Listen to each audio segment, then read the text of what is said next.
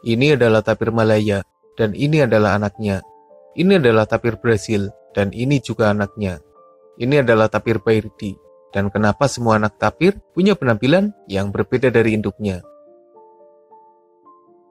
Tapir adalah hewan yang dikenal dengan penampilan uniknya, khususnya hidung memanjang yang mirip belalai, jari kakinya, ekor pendeknya, telinganya, dan tubuh yang seperti perpaduan antara babi hutan dan badak.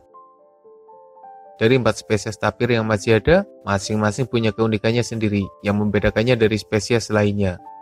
Kalau menurut Admin sendiri, tapir Malaya adalah spesies yang paling berbeda karena habitatnya yang terpisah jauh dari kerabatnya di benua Amerika serta warna tubuhnya yang paling menonjol.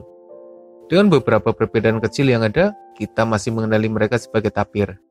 Tapi jika kita melihat bayi tapir yang masih kecil, maka kita akan bertanya-tanya, kenapa mereka sangat berbeda dari induknya? Khususnya dari warna tubuh yang bermotif unik. Admin sudah mencari informasi mengenai penampilan bayi tapir yang sangat berbeda dengan induknya.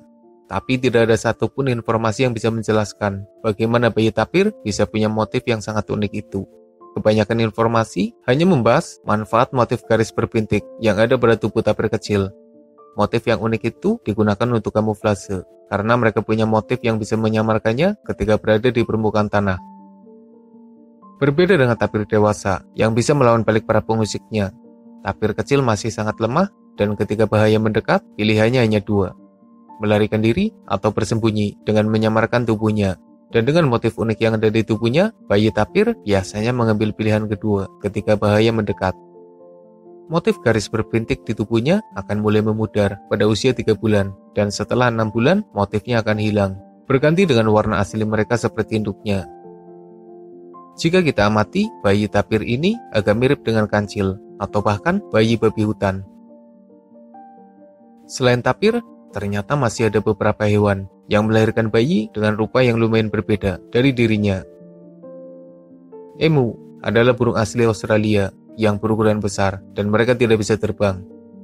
Emu dewasa punya bulu yang berwarna abu-abu kecoklatan dengan leher berwarna biru tua, tapi bayinya yang baru menetas punya penampilan yang lumayan berbeda. Kasusnya hampir sama seperti tapir.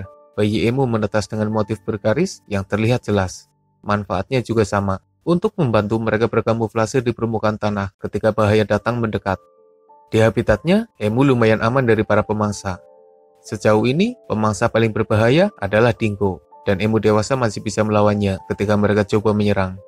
Tapi emu kecil adalah target yang mudah bagi beberapa pemangsa.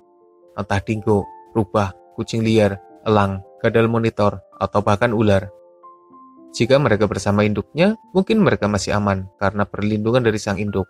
Tapi saat induknya tidak bisa melindunginya, maka emu kecil biasanya akan mengandalkan motif di bulunya untuk berkamuflase, dengan harapan para pemangsa tidak bisa menemukannya ketika mereka bersembunyi.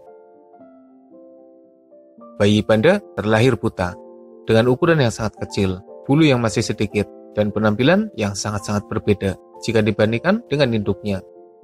Bahkan jika kita mengamati bayi beruang lain, maka masih agak mirip dengan induknya ketika mereka baru lahir. Tapi panda, mereka seperti sosok yang berbeda ketika baru saja lahir. Hingga saat ini, para peneliti belum bisa menemukan jawaban mengenai keunikan yang terjadi pada bayi panda yang baru lahir. Bukan hanya penampilan mereka yang berbeda dari induknya, tapi juga ukuran mereka yang 900 kali lebih kecil dari sang induk.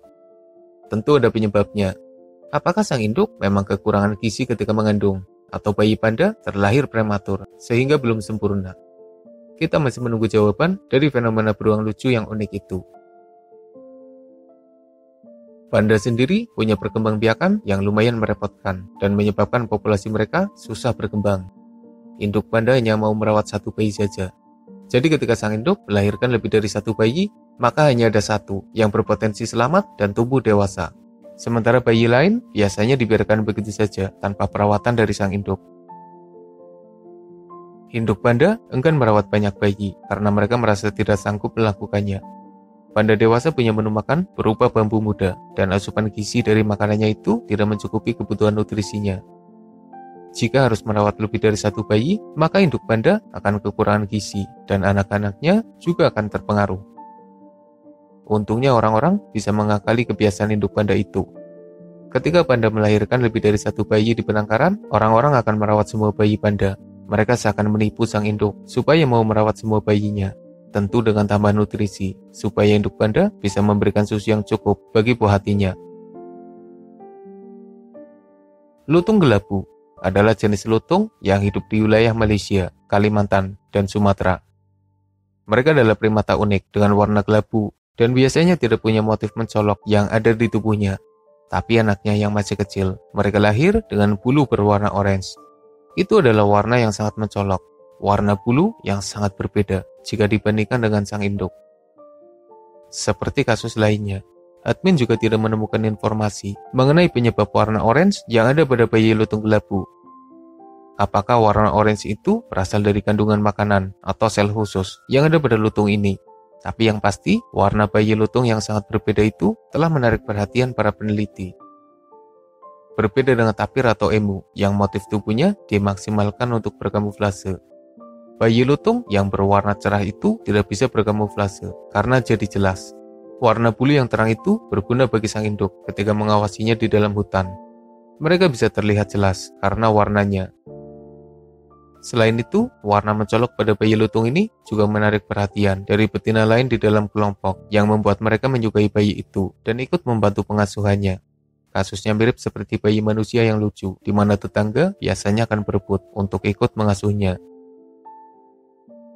Lutung atau langur adalah bagian dari primata, tapi mereka berbeda dengan monyet. Lutung sendiri tergabung dalam genus Trachypithecus. Lutung tersebar di Asia Selatan hingga Asia Tenggara. Dan di Indonesia ada dua jenis lutung, yaitu lutung gelabu dan lutung Jawa. Mungkin nanti admin akan membahas semua jenis lutung yang masih ada di bumi, supaya menambah wawasan kita mengenai keluarga primata. Selain 4 bayi hewan yang sudah kita bahas, sebenarnya masih ada banyak bayi hewan yang terlahir berbeda jika dibandingkan dengan induknya. Hewan-hewan yang mengalami proses metamorfosis tentunya punya beberapa penampilan yang terus berubah, dan sebelum dewasa mereka memang sangat berbeda jika dibandingkan dengan induknya. Misalnya katak, anaknya sempat memiliki rupa seperti ikan. Mereka juga awalnya punya ekor, dan ketika dewasa mereka jadi sosok yang sangat berbeda.